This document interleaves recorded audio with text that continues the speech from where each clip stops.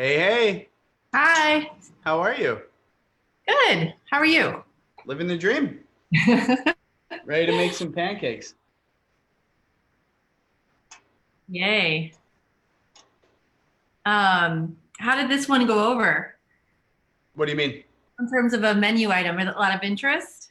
Yeah, then we sold quite a few kits. I think a lot of people are like want to do it, but don't necessarily see the need to sign on to do this class because it's fairly simple if you read the recipe. Yes. Um, but I'm going to show some tricks on, and I'll actually, I think we're live on Facebook. So I'm going to show some tips on how to actually make different variations of pancakes too, so that you could see, like to make a blueberry pancake or strawberry Nutella pancake, things like that. So I think we'll get started in just 1 minute. But I mean, I love pancakes. With my kids, I make pancakes probably 3 times a week, easily at home from scratch. It was, we used to buy the box mix, and then one day I'm like, why are we doing this? Because we have flour and baking powder and everything at home. So why are we bothering using that mix? It was literally one extra step because you still got to add eggs and milk to the mix. So we can get started. Let's go over what you have in your meal kit.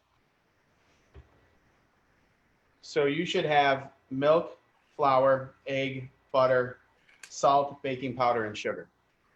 And those are what we're going to use to actually make the pancake batter. Let's see if we get a good angle here.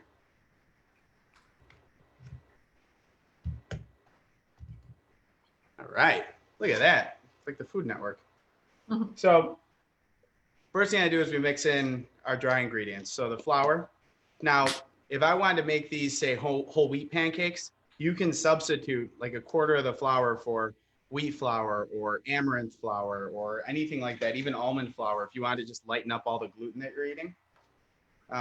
Salt, sugar, and often what I'll do for the kids, instead of using refined white sugar, I'll use maple syrup or coconut sugar, anything that's just a little easier to digest. And then baking powder. And the baking powder is what's going to give us all that fluff in the pancake.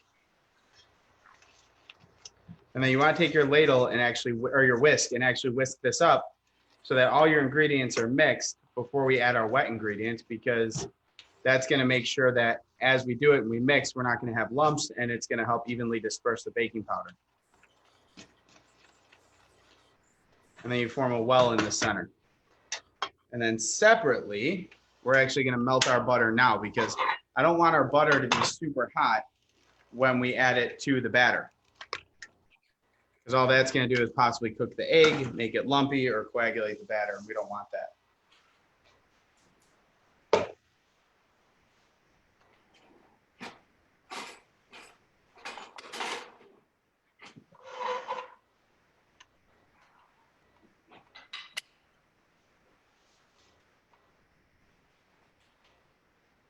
Laurel, do you cook a lot of breakfast at home? You know what? I don't. No? Because I don't eat eggs on their own, so Ah, it leaves me with not many options, but I love pancakes. who doesn't? Yeah.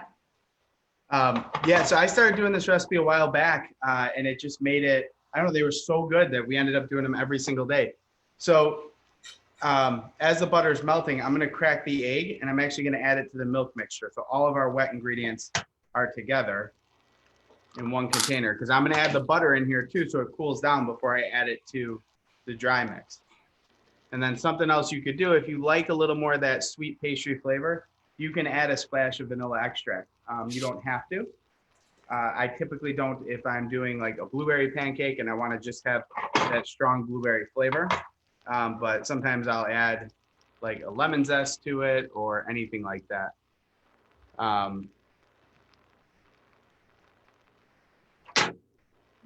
Let's see. Hi.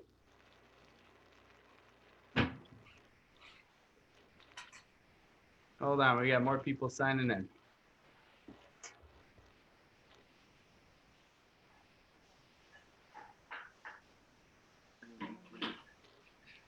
Got it now.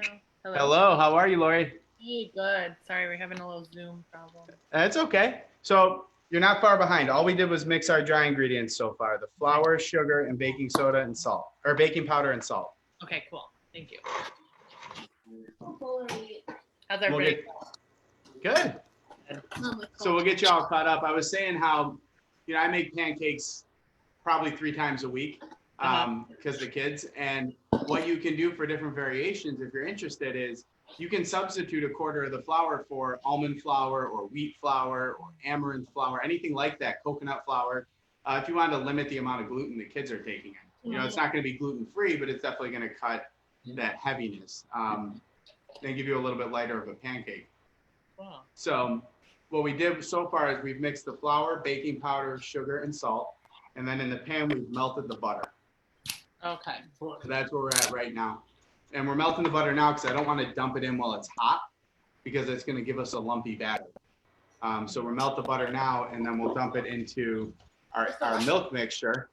And then we'll use this same pan that already has butter on the bottom to actually cook the pancakes. Oh, okay. We had a griddle out. So. Oh, griddle's perfect. Griddle's even better because you can control the temperature, electric. That's great. Okay. Okay, but we need the butter. Still put the butter in the pan. What temperature should we put on the griddle? 350 normally works. What is that?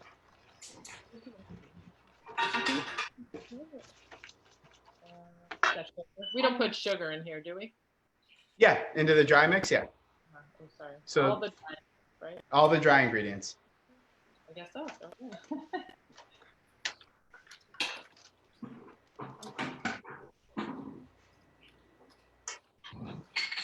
So now, Lori, I was telling Laurel, what I do often too with the kids is instead of using refined white sugar, I'll put maple syrup instead, or coconut sugar, or anything that's just a little bit easier to digest instead of the processed sugar. You can do anything with a natural sweetness. Honey works really well because what we're getting out of the sugar in the pancakes is that beautiful golden brown color and that crust and that little bit of crackle texture to the top. So anything sweet will work for that. Okay, great. Yeah. Oh, I mean, I spent some time.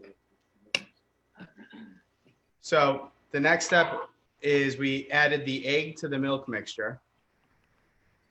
And then I'm going to take this melted butter and pour it in there too. So this way, I have one container with all my wet ingredients and one with all my dry, and the butter is cooling down in the cold milk. So it works really well when we start to mix it. Okay, so wait, what are we doing? The egg goes into the So the egg and the melted butter go into the milk. egg.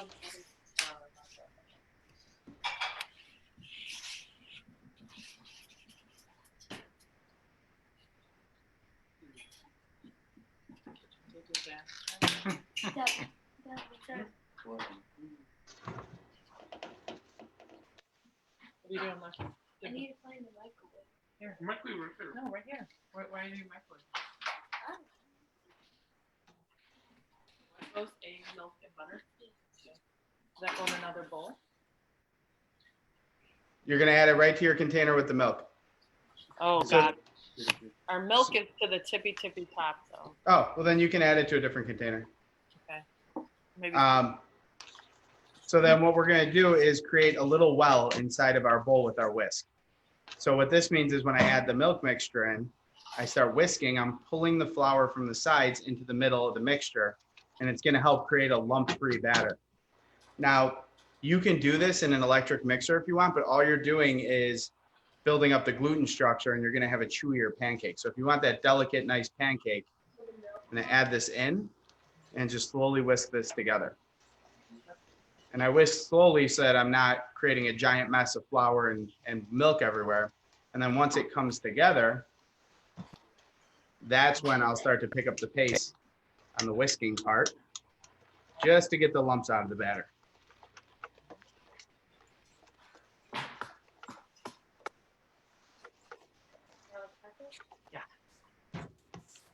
And now you can see the batter has little to no lumps, comes together very quickly.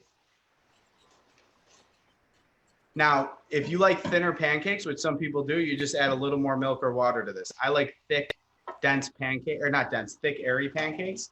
So I like to leave the batter like this, but in doing so, it means I have to cook it right now. If I let this sit for 20, 30 minutes, it's going to be super thick because that flour's absorbed all this moisture, and I'll have to add a little more milk or water to the mix. You know what, we just-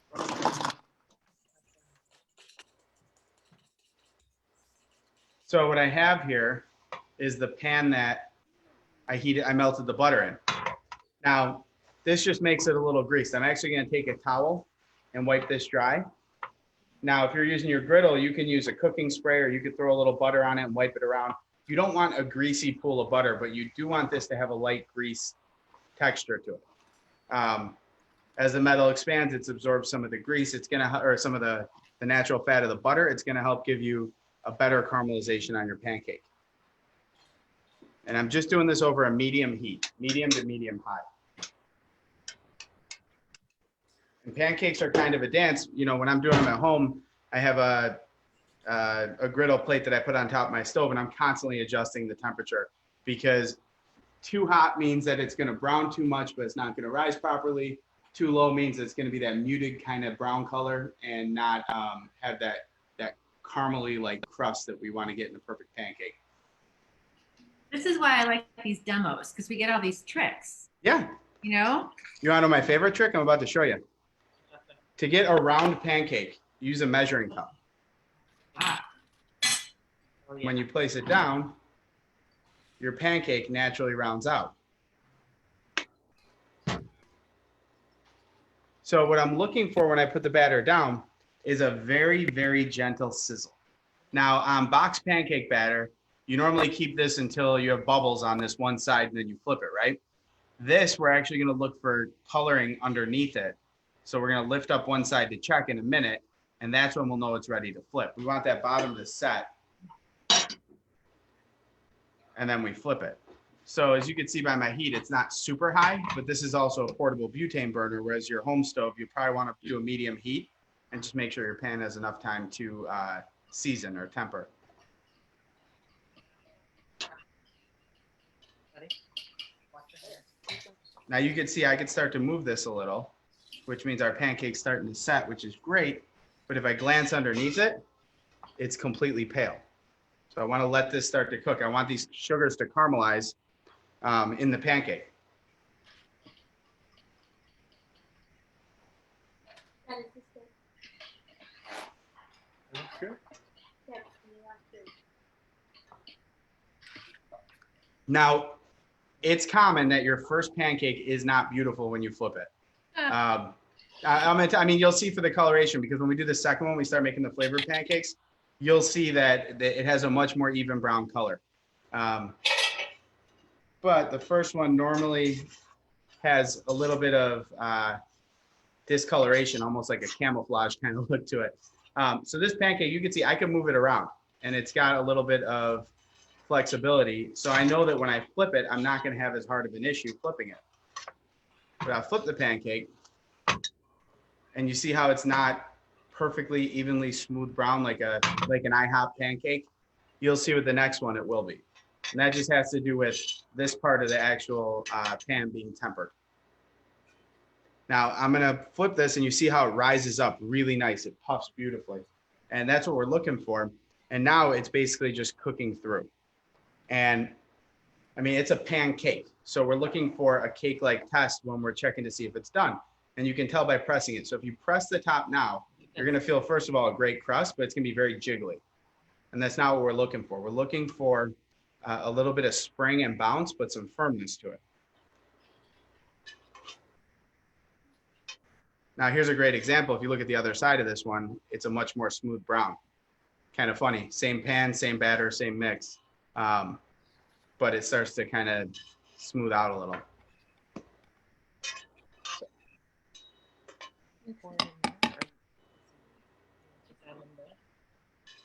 So now this is great. This is your standard pancake, right? The other thing you want to do is you don't want to take it out of the pan right away and rip it open, because anytime you make a cake or a cookie or a bread, it always needs time to rest and carry over. And I know it sounds kind of silly because we're talking about pancakes, but if I let this rest, it's going to continue to cook because there's a lot of natural fats in here, the milk fat, the butter fat. the heat that the flour grabs, and that's going to continue to cook the center so you don't have a runny pancake in the center. But if I press on it, you'll see it's already starting to firm up. Another minute, this pancake will be done cooking and be ready to put aside on our plate to rest. Now, if I'm doing different variations of pancakes, and this is the fun part, because this is where you can start to make whatever you want out of these pancakes.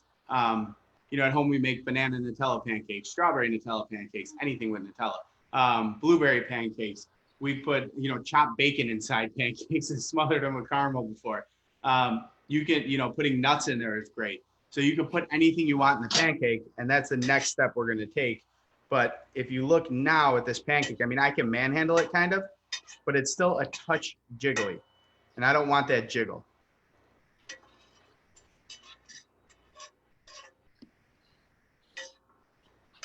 So I'm just letting this cook. I don't have to move it. I could just leave it alone. I'm just moving it because we're talking about it and I'm touching it and showing you things on it.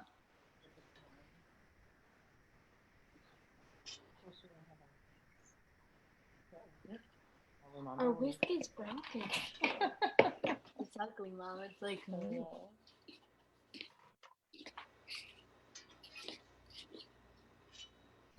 Okay, so my pancake is pretty firm now. When I press it, it's springing back. And that's kind of the general rule for cakes too. You press it down, it springs back up. It's got a little firmness and resistance, almost like jumping on a trampoline. That's how I know that this one's done. The other option I could do is just take it, flip it over, crack it open a touch and peek inside. But you're kind of losing steam then, and it's not going to carry over as nicely when the pancake's resting and cooking. So if I were to make a flavored pancake, I'm going to make two here so we can do a few different ones.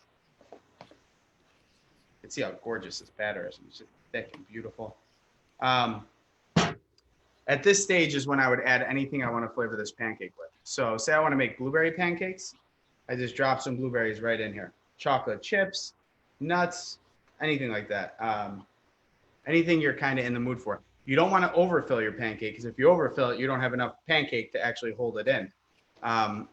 Another option that I love to do is taking something like strawberries or bananas and putting them on. Look at what he's doing. Okay, so I have strawberries on there, and then just a little bit of Nutella right in the middle of the pancake. Now, this will be a little messier when I flip it, but it's going to be pretty darn good.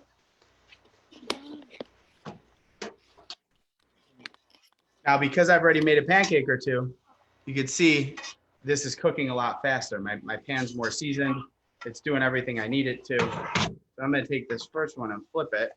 And I messed that one up right on camera.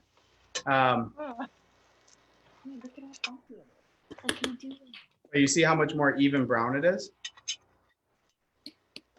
And why is that? Why is that? Because your pan's tempered now. It's kind of taken on some of the flour and the butter and all that. Even though there was butter initially, now the pan's doing some work. It's telling you, hey, I'm ready to get it done.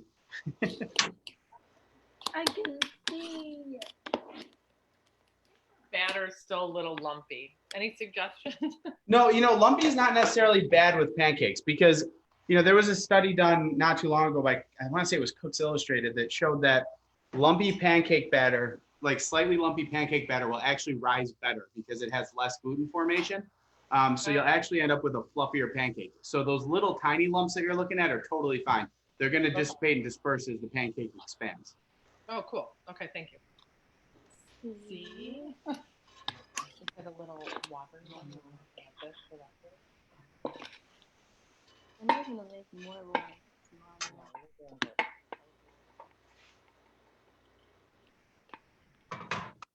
Can you store, if you don't want to use all this batter, can you store it and make it fresh? How long can you do that for? That's actually a great question. So what I do is I actually make all the pancakes, cool them down on the counter till they're room temperature, bag them and freeze them.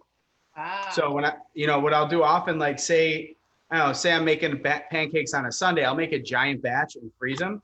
So if I ever need a quick grab and go pancake for the kids, instead of buying, frozen, I do the same thing with waffles. Instead of buying frozen Eggo waffles, I have homemade ones that I could just pull out of the freezer and, microwave, or like the waffles, I'll put them in the toaster and it works great. Oh, that's a great idea. Yeah, and especially if I'm altering the recipe to be a little bit healthier, then I know that the kids are getting those healthy options at all times. Where did that, where did it go? I'm eating my first ones. I don't want them to get cold. There you go. How's it taste? Good. Very good. So you can see I flipped this one over so you can see it. So this one's kind of encapsulated the strawberries. It's grabbed some of the Nutella. Some's going to ooze out a little, like I said, but that's okay. The other option is if I were making a Nutella stuffed pancake or any kind of a stuffed pancake, I can start with a little batter and then I can fill it with my Nutella or anything I want. And then I can add a little more batter on top. And now you can have a stuffed pancake that has anything you want in there and almost like a little surprise. So, you know, if you want to, even if you want to play a prank with someone, put some broccoli in their pancake. That's a good idea. But so now these are set. These are great. So I'm going to pull these pancakes off and let them sit over here for a second. But this is a great tip, this stuffed pancake tip, if you want to do something like, you know, say I want to make a peanut butter banana pancake, right? I can actually take the bananas and the peanut butter and put them in, put more batter on top. And then I'm left with a pancake that's completely enclosed. And when I cut it open, it's going to ooze out inside all that deliciousness. Ready, Lex? Come on.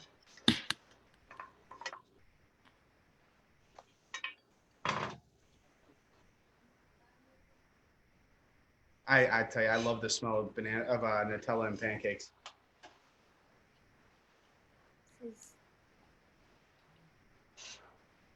So I'm gonna let this one cook. Now this one's gonna feel a little bit different because it's stuffed. That middle part is not gonna be as springy because there's a liquid in there, a substance of some kind. So I'm actually gonna feel around the sides to tell when this one's completely cooked, and that's gonna help me know that that it's done. The other thing I could do is, you know, if you make them enough times, you can kind of just tell by looking at them. You can look at the sides. You can see the sides aren't moist anymore. It's fully risen, all that kind of stuff.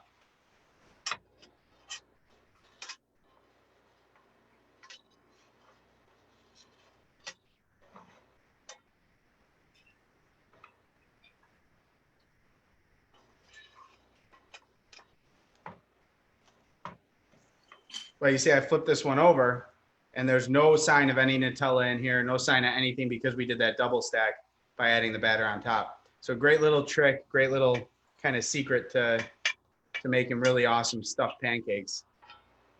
And then the other thing you can do is you can make shapes, right? So you see some of those really cool pancake designs on Facebook. I'm sure you probably don't follow all the same groups I do, but they take the pancake batter and thin it out with a little bit of water and put it in a squeeze bottle and do all sorts of different designs on here. I know we just made bunny pancakes where it was just the rabbit's butt, you know, and a little whipped cream for the tail for Easter. You can have all sorts of fun with it and do different shapes and use cookie cutters for shapes if you want. But this stuffed pancake is starting to set and then we'll be all good. But then I'll show you when we cut into it. Are there any questions on pancakes so far?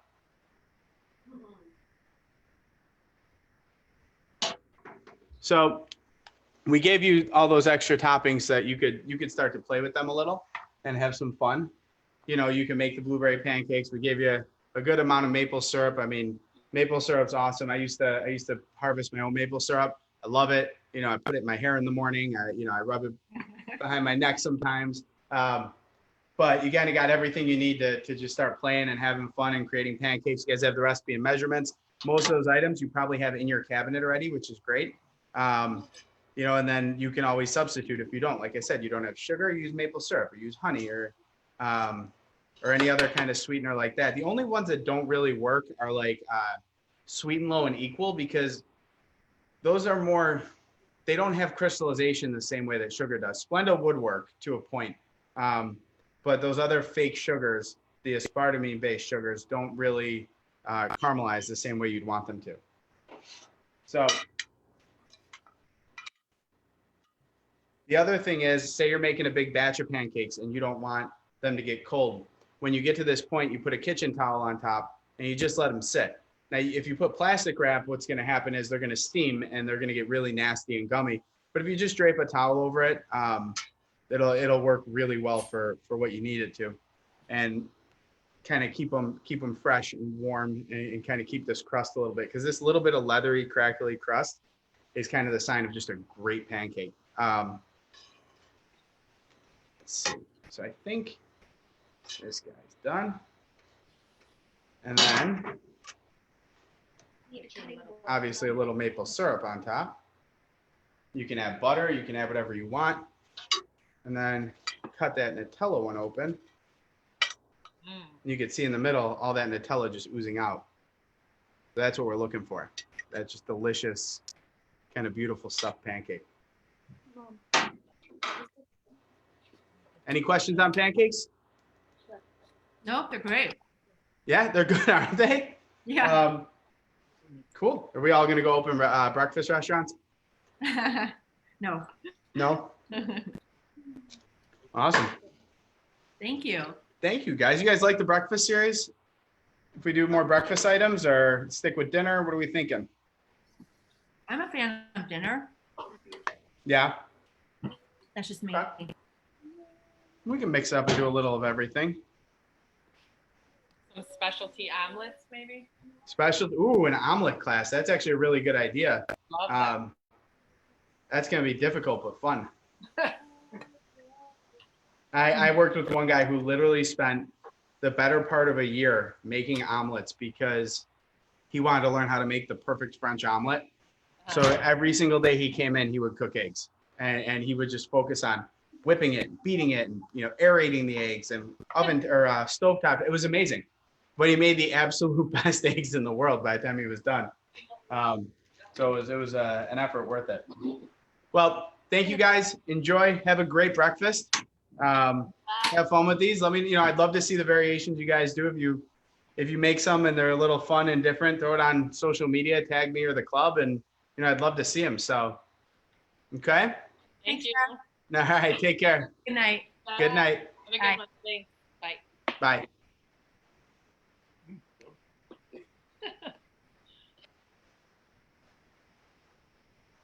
Bye. Stephen Weiss. We're still live.